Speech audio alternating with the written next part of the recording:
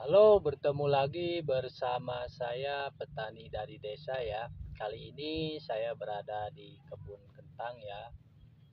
Salah satu budidaya yang primadona di sini yaitu menanam tanaman kentang. Saya berada di wilayah Kabupaten Garut, Kecamatan Pasirwangi, khususnya Desa Padawas ya.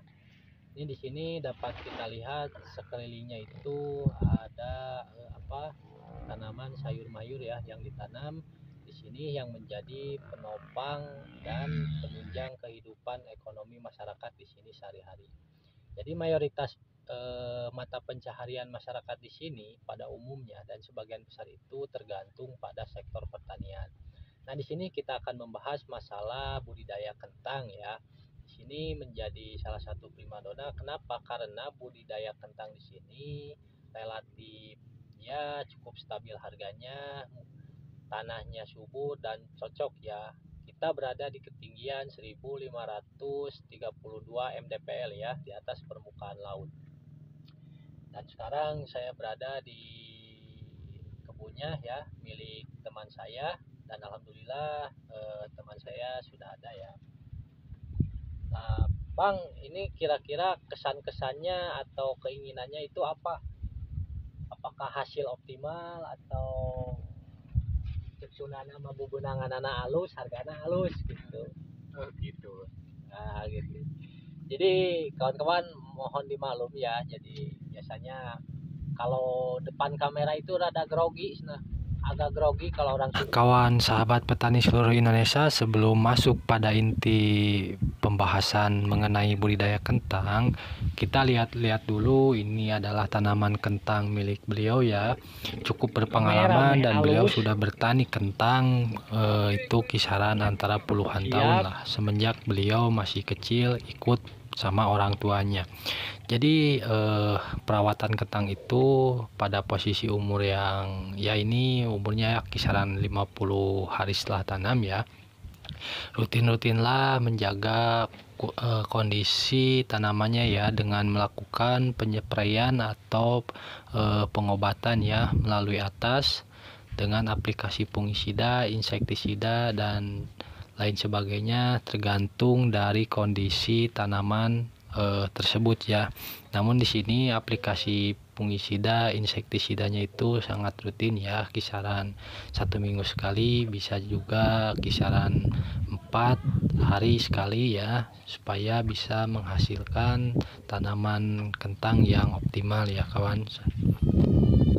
Ada 3 poin penting menunjang kesuksesan budidaya kentang ya. Yang pertama, tanahnya harus bagus. 2, bibitnya harus berkualitas. Yang ketiga, perawatan dan pengobatannya harus optimal dan tepat sasaran kawan. Nah, sekarang kita sedang berkeliling ya kebun milik teman saya, ditemani oleh pemilik kebunnya langsung ya. Ini kawan tanaman kentangnya ya, yang tadi saya bicarakan umurnya baru 50 hari setelah tanam. Nah, itu pemilik lahannya menemani saya ya untuk berkeliling kebun ya. Nah, tanaman kentangnya tidak terlalu tinggi tapi cukuplah untuk kelas-kelas tanaman di sekitar sini ya. Nah, itu ojek-ojek yang beraktivitas sehari-harinya sebagai kuli ya, kuli angkut. Nah, sini ada tumpang sari dengan kacang-kacangan ya. Dapat dilihat kentangnya itu subur, terawat dan sangat bagus lah. Mudah-mudahan hasilnya bisa maksimal ya dan optimal seperti yang diharapkan oleh pemiliknya, dan harganya pun mudah-mudahan bisa stabil dan harganya mahal ya. Seperti yang Anda lihat dan kawan-kawan lihat, bahwasanya sekelilingnya ini ada tanaman kentang ya, dari sana sampai sini. Varietas yang ditanam di sini yaitu jenis kentang granola ya. Jadi di sini kebanyakan budidaya kentangnya yaitu kentang granola, bukan sejenis kentang industri atau kentang Atlantik ya. Sini saya sudah berada bersama pemilik lahan ya. Siapa namanya? Asep. Oh, namanya Kang Asep. kita akan tanya-tanya seputar pemeliharaan perawatan kentangnya ya. Mudah-mudahan ini menjadi inspirasi dan saran ya bagi sahabat-sahabat petani seluruh Indonesia dimanapun Anda berada, ketika pemeliharaan atau perawatan kentang ya, dari mulai pupuk, pengobatan, insektisida yang dipakai dan lain sebagainya. Oke, kita tanya terlebih dahulu ya sama Kang Asep. Kang Asep, ini pupuknya kotoran kambingnya atau kotoran ayamnya diberi berapa karung?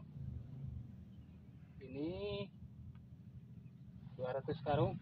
Oh, jadi kawan, untuk pengolahan lahan, pupuk dasarnya ini diberi sebanyak 200 karung ya, pupuk kandang ayam ya, ayam boiler. Dan biasanya di sini aplikasi pupuk kandang itu diaplikasikan di awal-awal pemeliharaan lahan ya, ketika tanahnya itu kalau di sini bahasanya digurat ya. Dan untuk pupuk susulannya ini berapa kintal diberinya, Pak Asep? 4 kintal. 4 kintal. Jenis apa aja? Korea, ZA, Posca. Oh, jadi untuk pupuk susulannya itu diberi Orea dan sejenis ZA ya, ZATS sebanyak 4 kintal, masing-masing 2 kintal. Nah, nanti kita lihat dan kita telusuri ya perkembangan tanaman kentangnya ya, dari ujung lahan ke ujung satunya lagi ya, bagaimana optimalisasi pertumbuhan kentangnya ya yang diberdayakan oleh Kang Asep di sini. Ini luas lahan garapannya berapa 100 meter Kang Asep? Kira-kiranya berapa? Ayo 10 patok mah. 10 patok. Semuanya. Sekitaran ini. Ya. Bibitnya seberapa sih bibit teh? 5 kintal. Nah, jadi untuk bibitnya itu menghabiskan bibit kentang 5 kintal ya, 5 kintal bibit yang sudah tanam ya. Dan untuk obat-obatannya itu biasanya di sini ketika musim hujan aplikasi fungisida dan insektisidanya itu secara rutin. Kita akan tanya-tanya mengenai jenis fungisida, pestisida dan insektisida yang dipakai dalam perawatan budidaya kentang yang beliau budidayakan ya. Pak, ini untuk penyemprotannya biasanya berapa hari sekali? 4 kali sehari. Nah, 4 kali sekali. Kawan-kawan, jadi penyemprotan untuk penanggulangan hama penyakit itu dilakukan 4 kali sehari ya. Ngerokok dulu, ini kan bako, enak lah sampai nyantai ngobrol-ngobrol, kita merokok dulu yang suka merokok ya. Jadi untuk penyemprotannya itu dilakukan 4 kali sehari pakai mesin Sansin ya kalau di sini ya. Jadi menggunakan mesin sprayer khusus pertanian, diaplikasikan 4 kali sehari.